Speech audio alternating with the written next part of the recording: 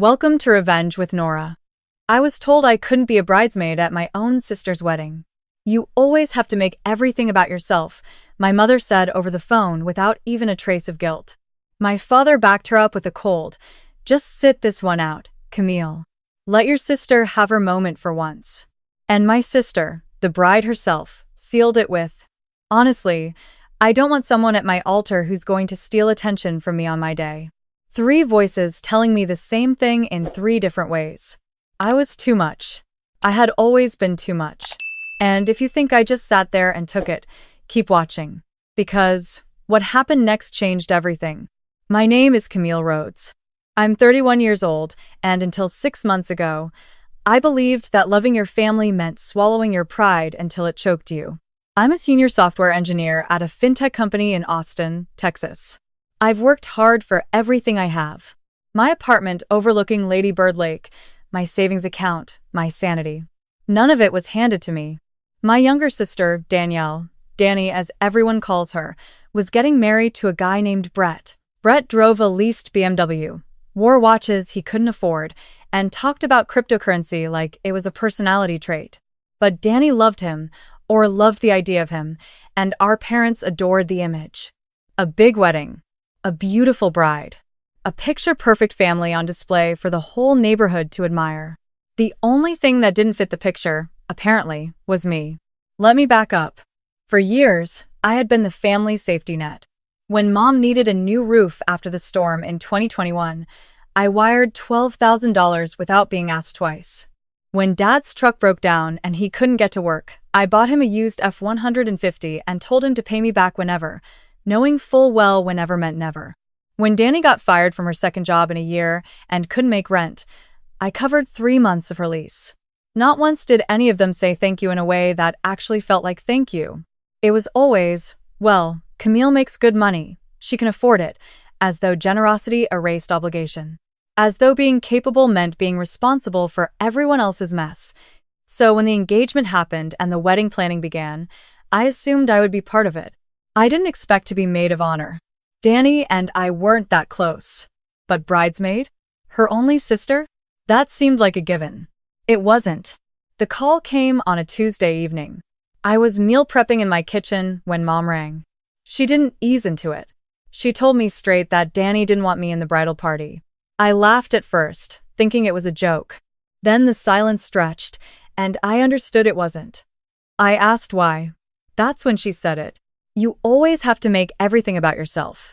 I asked what that even meant. She sighed like I was exhausting her. Camille, you know how you are. You walk into a room and people notice you. Danny doesn't want to compete on her wedding day. Just come as a guest and be happy for her. I couldn't speak. My throat locked. Then Dad got on the line and delivered his piece about sitting this one out. And later that night, Danny texted me. Not even a call. A text. Honestly, I don't want someone at my altar who's going to steal attention from me on my day. You get it, right? No hard feelings. No hard feelings. Like, she'd bumped into me in a hallway instead of cutting me out of one of the biggest moments a sister could share. I stared at that text for a long time. Read it over and over until the words stopped meaning anything. Then I put my phone down, finished chopping vegetables, and went to bed. The next few weeks were strange. Mom kept calling like nothing had happened, updating me on floral arrangements and venue options as if I was supposed to care about details for an event where I'd been deemed a threat by existing. I listened politely, said that sounds nice, and hung up. Inside, something was shifting. The part of me that had always bent toward them, always leaned in hoping for warmth, was slowly straightening. Then came the part I wasn't supposed to find out about.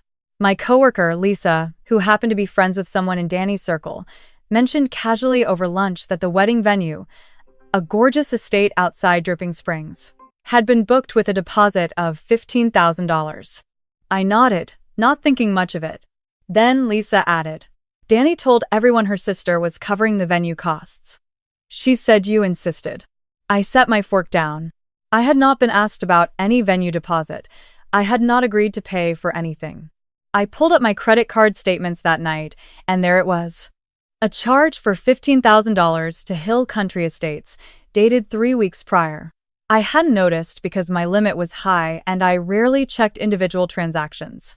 Someone had used my card information. And I knew exactly who. 2 years ago, I had given Danny access to one of my cards for an emergency when her wallet was stolen during a trip. She was supposed to use it once. For a hotel room. And then destroy the number. She never did. And now, she had charged $15,000 to book her wedding venue, the wedding I wasn't even allowed to stand up in. My hands shook. Not from sadness. From clarity. I called my credit card company that night. I explained the unauthorized charge. They opened a dispute immediately. The charge would be reversed within 5 to 7 business days. Then I called my bank and had every card number Danny might have had access to changed. Every single one. I didn't call Danny. I didn't call Mom. I didn't send a warning. I simply corrected what had been stolen and went to sleep. 5 days later, my phone exploded. The first call was from Danny, hysterical. Camille, the venue just called. They said the payment was reversed. What did you do? I let it ring. Then Mom called. Camille Marie Rhodes. You call me back right now. Your sister is in tears. The venue is threatening to cancel. How could you do this? Then Dad. Fix this, now. Whatever you did, undo it.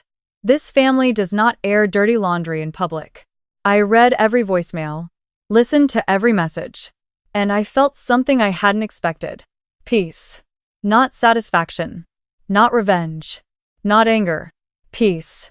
Because for the first time, I wasn't scrambling to fix something that wasn't my fault. I wasn't apologizing for being wronged. I was simply standing still while the consequences of their choices caught up with them. The venue gave them 72 hours to provide a new payment or lose the reservation. Danny called me 14 times that first day. By the second day, she showed up at my apartment. I opened the door and she stood there in yoga pants and a messy bun, mascara streaked, clutching her phone like a lifeline. Camille, please. I know we hurt you, but you can't do this. The wedding is in 6 weeks. We'll lose the deposit, the caterer, everything. I leaned against the doorframe. You used my credit card without permission. That's fraud, Danny. Her face crumbled, but not with guilt. With frustration. I was going to tell you. I just knew you'd say yes, so I went ahead. You always say yes. Not anymore. She stared at me like I had spoken a foreign language.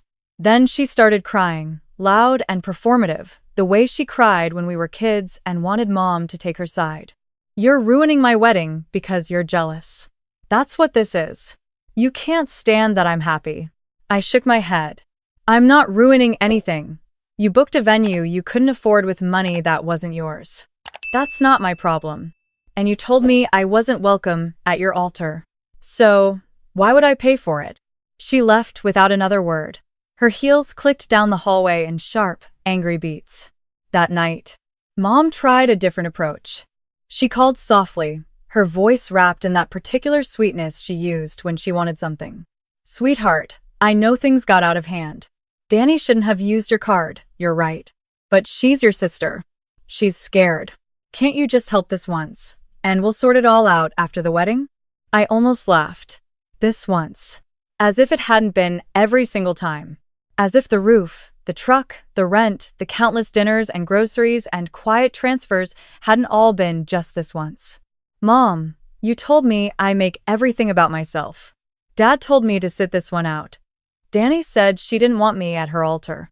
I'm doing exactly what you asked. I'm sitting out. Silence.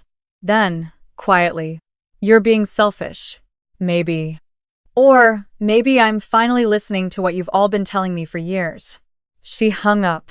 By day 3, the venue officially canceled the reservation. Danny posted a vague story on Instagram, something about fake people showing their true colors. I didn't respond. I didn't even screenshot it. I just made myself dinner, opened a bottle of wine, and watched the sunset from my balcony. Then Dad showed up. He knocked on my door at 8 in the morning on a Saturday, wearing his church clothes even though it wasn't Sunday. A power move. He wanted to look respectable, authoritative. Camille, I'm not going to beg, but you need to think about what you're doing to this family. People are talking. The venue cancellation got around. Brett's parents are asking questions. Your mother can't sleep. I poured him coffee because old habits die hard. Then I sat across from him and said something I had been rehearsing in my head for days. Dad, do you remember when I paid off Mom's credit card 2 Christmases ago? She had run up $9,000 and was too embarrassed to tell you. I covered it. She promised to pay me back. She never did. Do you remember when I bought your truck? You told your friends you got a deal at an auction. You never once told anyone your daughter helped you. I've been invisible in this family for years, except when you need my wallet. So, don't come to my door talking about what I'm doing to this family. I didn't do this. You did. All of you. He sat perfectly still for a long moment. Then he stood, set the untouched coffee on the counter, and walked out. At the door, he turned and said, "You'll regret this." But I wouldn't. I already knew that with absolute certainty. The following week, the fallout accelerated. Without the venue, the caterer backed out. Without the caterer, the florist wanted a new contract with higher upfront costs.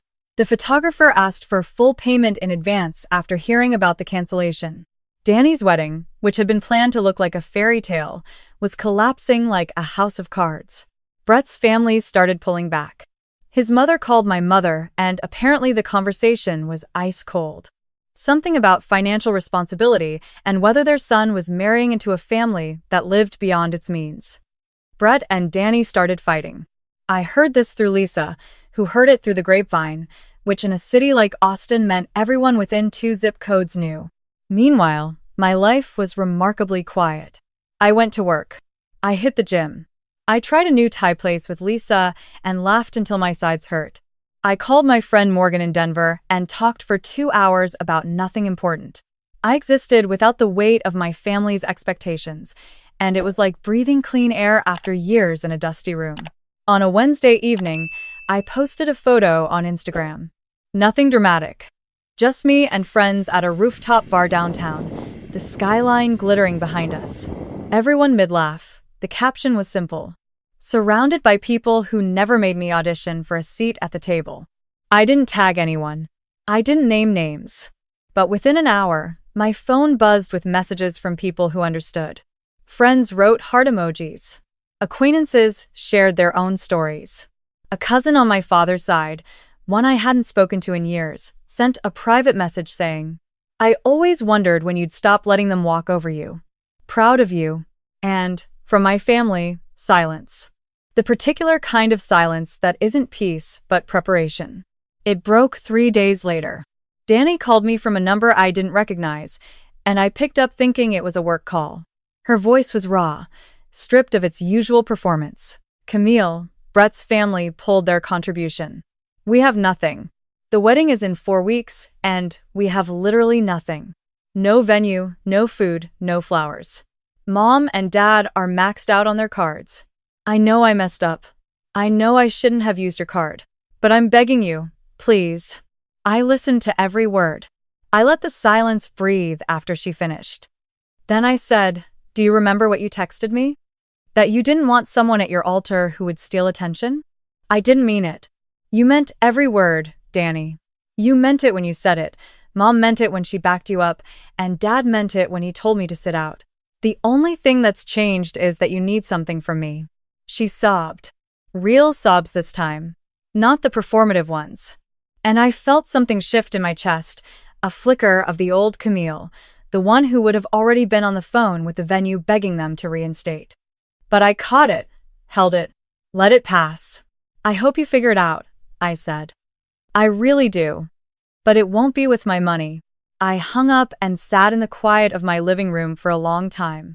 The guilt tried to creep in, whispering that I was cruel, that family should forgive, that I was no better than them. But guilt is a language I had been fluent in for too long, and I was done translating. 2 weeks before what should have been the wedding date, Brett called off the engagement. According to Lisa's intel, his parents had given him an ultimatum. Danny's Instagram went dark. Mom stopped posting her daily recipes and inspirational quotes. Dad deleted his Facebook entirely, which for a man who once posted 12 pictures of a single fishing trip was the digital equivalent of witness protection. The neighborhood buzzed. People who had received save the dates whispered in grocery aisles. Parents from my mother's church group asked careful questions that were really just dressed up gossip. And the Rhodes family, who had spent years projecting perfection, suddenly had nowhere to hide. I didn't celebrate. I didn't gloat. I took no pleasure in Danny's heartbreak or my parents' shame. But I also didn't rescue them. And that distinction mattered more than anything. A month after the wedding was supposed to happen, Aunt Patricia called me. She was my father's sister, the kind of woman who narrated family drama like a sports commentator but rarely got involved directly. Camille. Honey, I've been watching this whole mess unfold, and I just want you to know, your grandmother would be proud of you. Your mother has been telling everyone you sabotaged the wedding out of jealousy. But I know the truth. I've always known who holds that family together, and I've always known they don't deserve it. I cried for the first time in weeks. Not because of pain, but because someone in my bloodline finally said out loud what I had been screaming silently for years. That conversation changed something. I started writing. Not publicly, just in a journal. Every evening after dinner, I wrote about the roof money and the truck and Danny's rent. I wrote about the text message and the stolen credit card charge and the way Mom said selfish like it was a diagnosis. I wrote about the little girl who used to rehearse conversations in the mirror, practicing how to be agreeable enough to earn a hug. And I wrote about the woman who finally stopped rehearsing. 2 months after the canceled wedding, I got a letter. Actual paper, actual envelope, slid under my apartment door. It was from Danny. Her handwriting was shaky, nothing like the confident loops I remembered from birthday cards. Camille, I don't expect you to forgive me. I know what I did was wrong. Not just the credit card, everything. I was jealous of you my whole life, and instead of dealing with it, I let it turn into something ugly. Mom and Dad fed it because it was easier to make you the problem than to admit I was struggling. I'm not asking for money. I'm not asking you to fix anything. I just wanted you to know that I see it now. I see what we did. And I'm sorry. For real this time. Not because I need something. Because you deserved better. I read it 3 times. Then I folded it carefully and tucked it into my journal. It didn't change anything. An apology doesn't rebuild a bridge overnight, especially one that was burned deliberately. But it was the first honest thing Danny had ever given me, and I respected the weight of it. I didn't write back. Not yet. Maybe not ever. Some doors close for a reason, and forcing them open before you're ready just lets the old drafts back in. Instead, I focused on what I was building. My career accelerated. I got promoted to lead engineer on a new project that excited me in ways I hadn't felt in years. My friends' circle deepened. Morgan flew in from Denver for a long weekend, and we explored every taco truck on South Congress like tourists. I started volunteering on Saturday mornings at a coding workshop for teenage girls, teaching them Python basics and watching their eyes light up when their first programs ran. I was filling my life with things that filled me back. One evening, about 3 months after everything fell apart, I was sitting on my balcony watching the bats emerge from under the Congress Avenue Bridge, the way they do every summer, thousands of them flooding the sky like a living cloud. My phone sat on the table beside me, silent. No urgent calls, no guilt-soaked voicemails, no frantic texts demanding I fix someone else's catastrophe. I picked up my journal and turned to a fresh page. The pen felt steady in my hand. I wrote slowly, deliberately. The way you write something you want to remember. They told me I was too much. Too visible, too capable, too present. They said my brightness dimmed theirs, so they cut me out, expecting the light to redistribute. But that's not how light works. You can't steal someone's glow by removing them from the room. All you do is make the room darker. And now they sit in the dark they created, wondering why they can't see. Meanwhile, I am standing in the open. Exactly where I belong, building a table with enough chairs for everyone who chose to love me without conditions. And at my table, no one has to audition for a seat. I closed the book and watched the last of the bats disappear into the pink-streaked sky. The city hummed beneath me, alive with possibility. Somewhere across town, my family sat in whatever silence they had earned. I wished them no harm. I also wished them no more of my energy. Because here's what I finally understood. What took me 31 years and a stolen credit card charge and a wedding that never happened to learn. You cannot love people into treating you well. You cannot pay your way into belonging. And you cannot shrink yourself small enough to make insecure people comfortable. The only thing you can do is stop. Stop bending. Stop funding. Stop apologizing for existing in full color. And when you stop, one of two things happens. Either they rise to meet you, or they reveal that they never intended to. Either way, you get your answer. And either way, you get your freedom. My name is Camille Rhodes. I am 31 years old. I am not a bridesmaid. I am not a backup plan. I am not a bank account with a heartbeat. I am a woman who finally learned that the most powerful word in any language is no. And the most beautiful sound in any life is the silence that follows when you stop carrying what was never yours to hold.